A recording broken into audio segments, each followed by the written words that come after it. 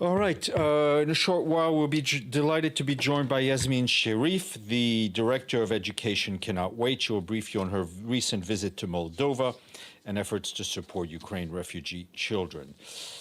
On Ukraine, I can tell you that yesterday afternoon, separate letters were handed over to the permanent missions of the Russian Federation and Ukraine. In these letters, the Secretary General asked President Vladimir Putin to receive him in Moscow and President Vladimir Zelensky to receive him in Kiev.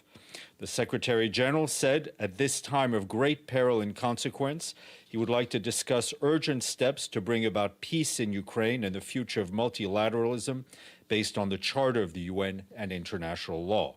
He noted that both Ukraine and the Russian Federation are founding members of the United Nations and have always been strong supporters of the UN. On what is going on the ground, I can tell you that we are gravely alarmed by the mounting humanitarian crisis in Ukraine amid intensifying Russian offensive. I can tell you that we are gravely alarmed by the mounting humanitarian crisis in Ukraine amid an intensifying Russian offensive in the east of the country. Today, the UN Crisis Coordinator for Ukraine, Amina Wad, warned that the loss of life and severe trauma caused by attacks on hospitals, schools, places of refuge is utterly shocking, as is the devastation of critical civilian infrastructure in the country. The UN Refugee Agency, for its part, said that 5 million people have now fled Ukraine. More than 7 million are displaced within the country, and 12.65 million are estimated to be directly impacted by the war, stranded in a war zone, or unable to leave. Our humanitarian colleagues are also telling us that a new UN-led interagency humanitarian convoy has safely reached Chernihiv, a city in northern Ukraine that has been besieged until recently and is heavily impacted by the war. This is the first time the UN and our humanitarian partners have managed to deliver much-needed assistance to people living in Chernihiv and nearby communities, and the fifth successful interagency convoy since the escalation of the hostilities.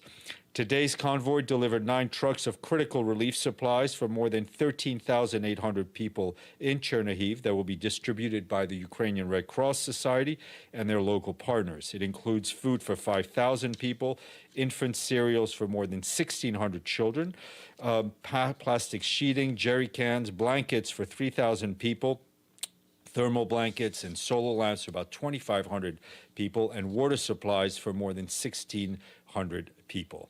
While these relief items will help alleviate the suffering of thousands of people in Chernihiv, it is still very much far from what is needed right now in Ukraine. The ongoing conflict is putting millions at risk of losing access to food, water, shelter, heating, and essential medicines. To address these massive and growing needs at the speed and scale required, we need constant, free, and sustained access. The main humanitarian challenge is to secure safe access in areas with ongoing fighting. We, along with our partners, still have not been able to reach areas where people are in desperate need of support, notably Mariupol and Kherson, despite extensive efforts and the ongoing engagement with the parties to the conflict. We are continuing our dialogue with both parties with the aim of urgently and immediately and consistently negotiating and facilitating the delivery of critical humanitarian assistance to the people who've been hardest hit by the conflict. For its part, the UN Population Fund warned that the war in Ukraine continues to cause terrifying suffering, destruction, and displacement, taking a disproportionate toll on women and girls. To respond to soaring humanitarian needs in the country, UNFPA is coordinating and bolstering life-saving sexual and reproductive health services and protection and response services for survivors of physical and sexual violence. The agency says more than 13 metric tons of reproductive health were delivered to 7 hospitals in Dnipro, Kharkiv, Kiev, Zaporizhia, and an additional 27 tons of critical reproductive health supplies and medicines have arrived in Ukraine and will be distributed to maternity hospitals in Chernihiv, Sumy, Kherson, Mykolaiv, and 4 more cities to meet the needs of more than 1.5 million people. And another 41 metric tons are scheduled to arrive later in May. UNFPA is also distributing dignity kits and essential items to support women's hygiene. On the funding part, to date, 68% of the $1.1 billion requested by the initial humanitarian flash appeal has been funded. The continuing increase in humanitarian needs has pushed us to revise the amount requested to $2.24 billion, and we urge donors to convert their generous pledges into real cash, and others who have not pledged to do so as well. As you know, the Security Council held a meeting on Ukraine yesterday afternoon. Briefing council members were the head of the International Organization for Migration, Antonio Vitorino, and he said that he saw firsthand the price that civilians are paying for the conflict, and he said he was also very much alarmed by reports of discrimination and xenophobia against third country nationals fleeing Ukraine. For her part, the Deputy High Commissioner for Refugees, Kelly Clemens, called on Security Council members to put aside their differences and find a way to end the war. Also want to flag that this morning the Security Council held close consultations on the UN mission for the referendum in Western Sahara, otherwise known as MINURSO. Staffan de Mistura, the personal envoy for Western Sahara, briefed, as well as Alexander Ivenko, the special representative of the Secretary General and head of MINURSO. They both briefed via VTC. And this afternoon, Caroline Ziadeh, the new special representative for this Secretary General in Kosovo and head of the interim administration mission there, will brief Council on the situation in Kosovo. She's expected to urge Pristina and Belgrade to engage constructively and more actively in the EU-facilitated dialogue. And we'll share those remarks with you. Our colleague Amina Mohammed, the Deputy Secretary General, left for Washington this morning to attend the 2022 spring meetings of the World Bank and the International Monetary Fund, as well as related events. She'll be back here tomorrow. As you will have seen, we issued a statement about an hour ago on Jerusalem, in which the Secretary General said he remains deeply concerned by the deteriorating situation in Jerusalem, particularly incidents in and around the holy sites. He is actively engaged with leaders to do all they can to lower tensions, avoid inflammatory action and rhetoric, and to restore calm. The provocations must stop immediately, he said. The ongoing holy days for Muslims, for Jews and Christians should be a period of peace and reflection, not incitement to violence. The Secretary General reiterates that the status quo at the holy sites in Jerusalem must be upheld and respected. He is committed to supporting Palestinians and Israelis to resolve the conflict on the basis of relevant UN resolutions, international law, and bilateral agreements. The Secretary General also reaffirmed the need to avoid the excessive use of force and to stop all unilateral measures like settlements and evictions that can undermine the two-state solution.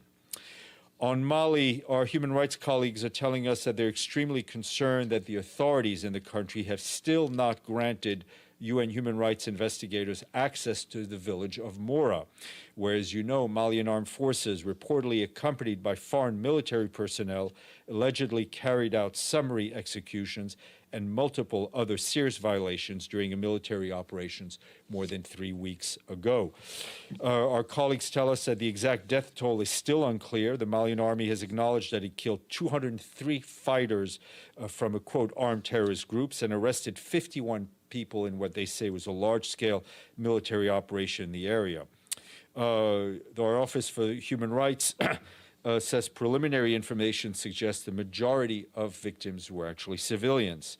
UN Human Rights Office notes that the Malian transitional authorities have opened an investigation of their own into the incidents, but they call on the transitional authorities to ensure that investigation is timely, thorough, independent, and impartial, stressing the need for them to provide prompt, safe, and unhindered access to the area to the UN mission's own investigators.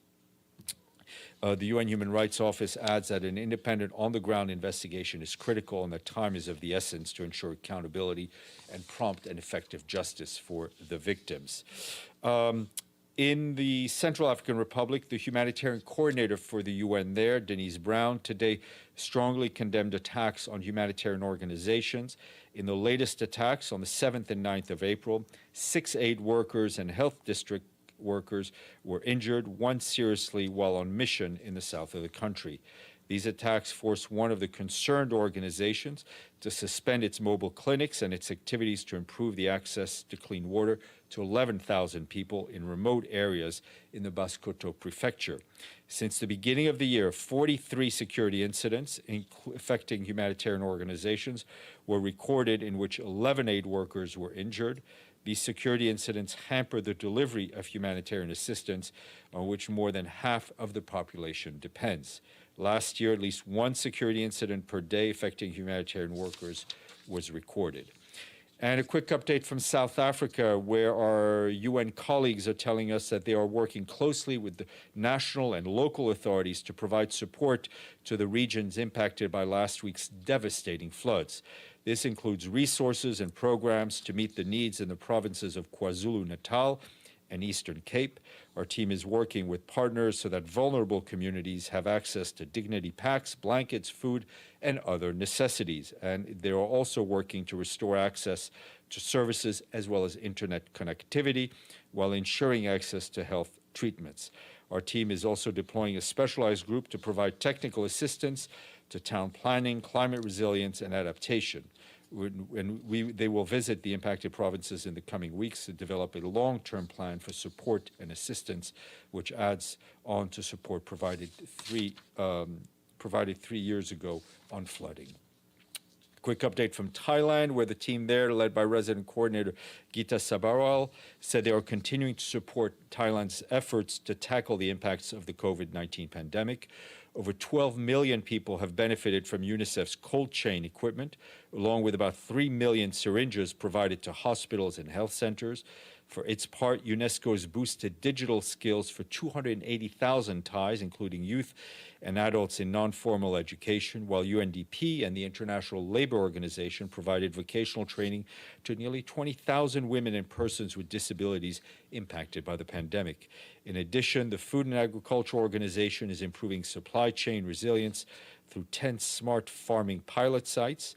The agency is also helping medium and small enterprises in 66 provinces to reduce food waste in livestock, fisheries, rice, snack food, and dairy products. Want to note that tomorrow our guest will be Michael Dunford, the World Food Programme's Regional Director for East Africa. He'll join us remotely from Nairobi to discuss the current drought in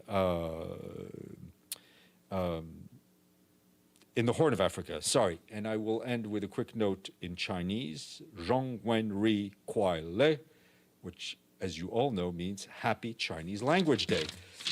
Happier note, we thank not one but 2 capitals today. Our friends in Dhaka and Ashgabat have sent in their checks, which have been cashed for the regular budget for 2022.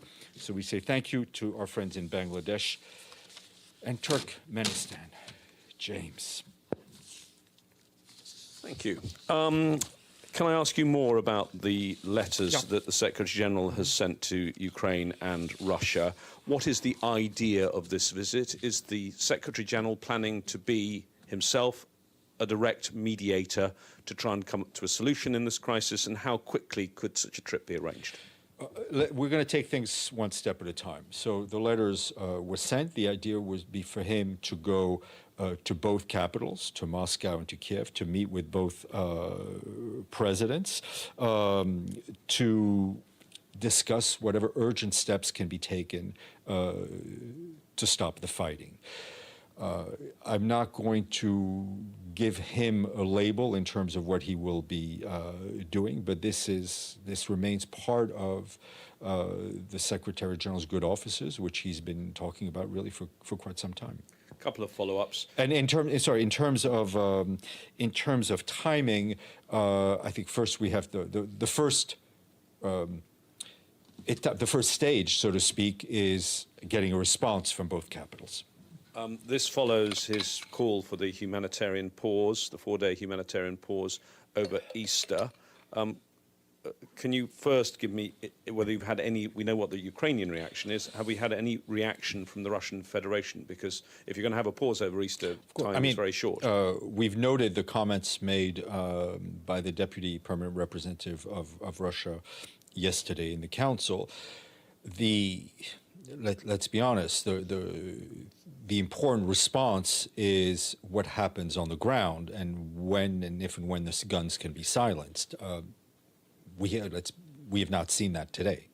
two new initiatives then from the Secretary General in recent hours follows a letter that was sent from more than 200 former UN officials, including people like Andrew Gilmore and Jeffrey Feltman, which seemed to take a little bit of a swipe at the SG and said he needed to intensify his personal diplomacy. Are these initiatives in response to that sort of criticism? No. I mean, as you can imagine, these initiatives are things that are not cooked up in some lab in a few hours. The Secretary General has been working on this for quite some time. And I think, as the letter said, the people who signed it, who I'm sure are full of goodwill, as they said themselves, they don't know what may be going on behind the scenes. The Secretary General has done appeals to silence the guns before. He has been directly involved in trying to get humanitarian pauses by sending Martin Griffiths to Moscow and to Kiev. And I think you were here. I think the day the fighting broke, and I think his very direct and emotional appeal to the president of Russia. So this is all part of his engagement since the conflict started. Celia, and then... Going back to Mali, does it mean that the UN is not able to do the job, like to investigate? I mean, what will happen? Well, that's exactly what it means. I mean, we cannot... Yeah, but I mean, I mean, we cannot force our way into the town. We need the authority. We need the Malian transitional authorities to let us in. So it is critical for any investigation to have a presence on the ground. There are other methods that investigators can use to gather information, but really a centerpiece of any investigation needs to be a visit to the ground. We are continuing to talk to the Malian transitional authorities to try to get access. Yeah, but what is the point to have a mission in a country if the mission cannot do its work? Well, I mean, I think you will have seen by what we have said here for the last months, if not years. We talk about what the mission is doing, going out, they're putting themselves in the front lines, paying the ultimate price, protecting civilians, doing what they can to fulfill the mandate. But there are certain things where we need the authority. I mean, the UN is not the mission is not the colonial administration in Mali. The UN is there to support the Malian state and the Malian people. We need to work in cooperation with them, and we try to as best as we can. Mr. Abadi. Thank you, Stefan. Follow up to James' question. If the Secretary General gets invited to Moscow and to Kiev, who will accompany him from here? Besides yours truly, who would? But I mean, we'll take it one step at a time. We will share with you information on the delegation when we reach that step. Jen, and then Stefano. Thanks. Further on that, have you gotten any indication that these requests would be welcomed or accepted? No, we have not. The letters were handed over in person to both representatives, both permanent missions yesterday.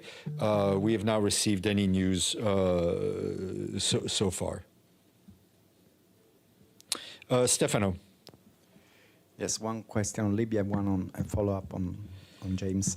The talk in Egypt didn't go well, and so the talk about an agreement on a constitutional frame to arrive to election. So what is next step in the sense that can we still believe that that this election are going to happen, and that Williams what kind of communication she had with the Secretary General about those talks? And then a follow-up on the question James did. I remember being in this room when it was said that the Secretary General was going to the Olympics, and we asked why not instead of the Olympics. Will it be more important to stop in Moscow and Kiev?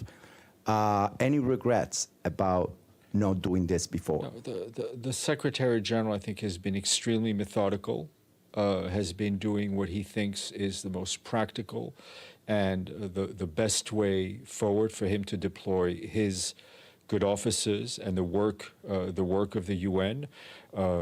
He went to Beijing. Mr. Putin, as you will recall, left right that evening after the ceremony, and he was not able to see him. We had been in verbal contact with the permanent mission of Russia a number of times to try to get at least direct contact between the Secretary General and the President. That did not happen. He is. There are no. I mean, we are moving on a path that the Secretary General has established. That the regret is that this conflict keeps going, and that the people keep suffering. Right. Oh, Libya. No, I mean, listen. What is happening is clear for all to see. Ms. Williams will continue to engage with the leadership and the different political actors on Libya, trying to get them to come together. Ray. Thank you, Stefan. 2 days ago, Mr. Martin Griffith in this room said that for the Russians, the humanitarian truce or ceasefire is not a priority. Are there any development that encourage the Secretary General to send these letters or any comment about that? I mean, there's been what is going on the ground is as clear to you as it is to me. The fighting is continuing. Civilians continue to be in the crosshair. Civilian infrastructure continues to be destroyed. We are trying multiple avenues and multiple ways to try to get this conflict to end, and at least in the short term, get some sort of a silencing of the guns so we can get humanitarian aid to those who need it. Celia. Did you have another question, Mr. Abadi? Go ahead, Celia, vas-y. Going back to the letters, did the Secretary General send letters before to Putin or to Zelensky, and we did not know about? How come we know it today, just after the contacts had been had verbally before. Messages were passed through the permanent missions. Okay. Mr. Abadi. Thank you, Stefan. A few weeks ago, the Secretary General addressed the Assembly on peace building, and he said he asked the Fifth Committee to allocate $100 million in assessed contribution for peace building. What amount of that amount will be devoted to preventive diplomacy? He also said that private investment will be involved. Can you explain? Well, I mean, we've private, I think money from outside sources is exactly what that means. The money for, I mean, peace building is, in a way, a form of preventive diplomacy. All right, let me go to Benno on screen. Benno? Thank you so much, Steph. Also, I wanted to say I love your tie, but I have a follow-up to obviously. If one of the sides doesn't agree and doesn't want the Secretary General in their capital, would the Secretary General still go to the other country, or would it be just a trip if he to both the countries? I think we're going to take this one step at a time. We will wait to see responses, and then we'll make decisions, appropriate decisions based on the responses that we receive. Okay, any more questions in the chat? Unless, hold on, you're not yet in the chat. You're in person, James, but I will get to you. Abdelhamid, please. Thank you, Stefan. On April 13, Mauritania said that 2 of its nationals were killed near the border of Western Sahara in the disputed area near Gargarat or somewhere there. Did we also confirm the incident? Did it happen, or it just? I don't have any information on that. I can try to check, but I have not seen anything. Okay. Thank you. Thank you. James, and then we'll go to our guest. Couple of one more Ukraine-linked one. Russia has been carrying out missile tests, including a new ICBM. Given the crisis going on at the moment, does the UN see this as provocative? Look, we are always. I think we would reiterate our call for continuing disarmament and a lowering of arsenals of such weapons. One on Yemen, the Yemeni Network for Rights and Freedoms, which is a body that represents more than 50 local NGOs, human rights organizations, is saying that there have now been 203 violations of the truce since it came into effect by the Houthis. So I suppose the question is, when is a ceasefire no longer a ceasefire? Let me check on what we are monitoring and what we're. Okay, and I have another one that you'll probably have to check on. But just, I'm somewhat confused. This was a story at the end of last year, the representation of Myanmar in Afghanistan. Myanmar, we know what was decided by the Credentials Committee, which was to leave things in place. And yet, in other parts of the UN system, like the ICJ, the military junta has been allowed to speak. And in the Human Rights Council, it seems the seat is empty. I mean, it doesn't seem...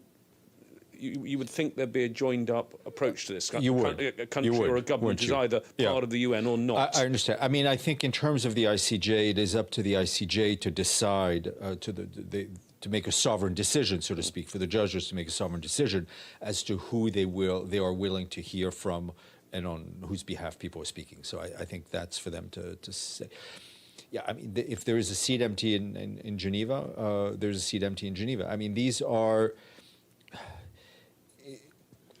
complicated, if not somewhat unseen situations that we've seen. And so it's the UN. You would think some things happen, but in fact... But is the Office of Legal Affairs looking at this? It's...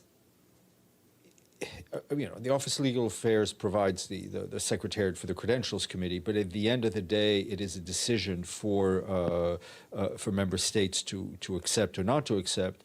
And it is definitely not for the UN Office for Legal Affairs to tell the ICJ judges how to run their court. On that note, I will get our guest, who's been very patient.